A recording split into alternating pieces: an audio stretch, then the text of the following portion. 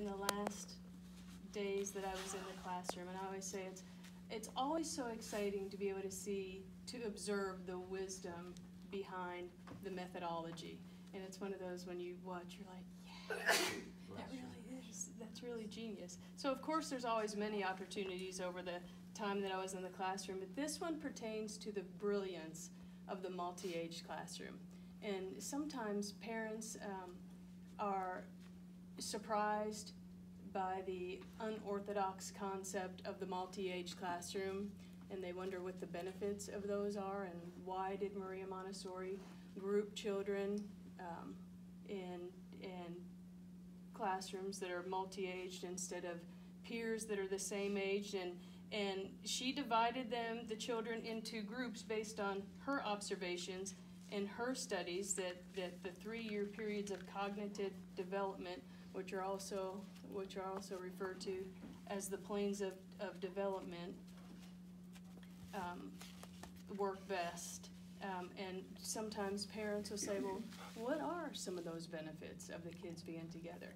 And this is based on my observations with an older child and a younger child, because in the multi-aged classroom, the younger children gain knowledge through their observations of watching the older children.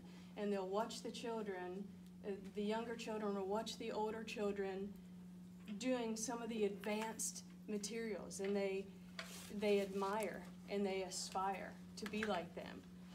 And so they'll sit and they'll observe, and then they're motivated by that. And then on the flip side, the older children are empowered by that. They're empowered by the leadership. They're empowered by being able to be helpful into seeing the results of their assistance and seeing the younger children grow through that. And we had one little boy in our classroom this year, and he was having difficulty normalizing and adhering to the ground rules of the community. And he was often disruptive, and he would often interfere with the other children, and the children were becoming really impatient with him. And this one older girl recognized that. She recognized that, and she took it upon herself to invite him to do a lesson with her. And she sat with him, and she engaged him for over 30 minutes.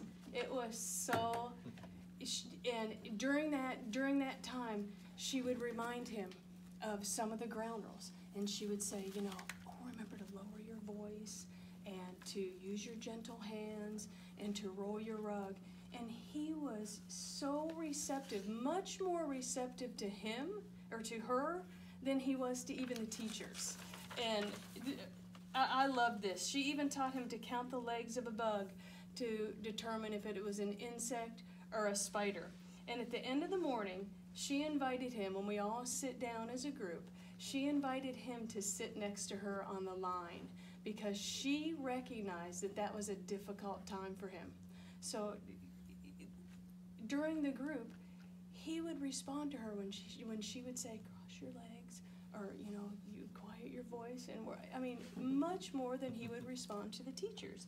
And then when it was time to take his bathroom break, at first he refused. The teacher invited him, it's your turn to take your bathroom time, and he refused until this older child said, oh, no, that's it. And he got up and marched in and took his bathroom time. And just that genius behind an older peer being the example for the younger. The older one felt helpful, she felt empowered, she felt like she was a leader. The younger one felt encouraged, he felt accepted, and it was just so neat just to witness that. And the multi-age concept, it's just a win-win for all children. So that's my little Montessori moment. Awesome. Thank you.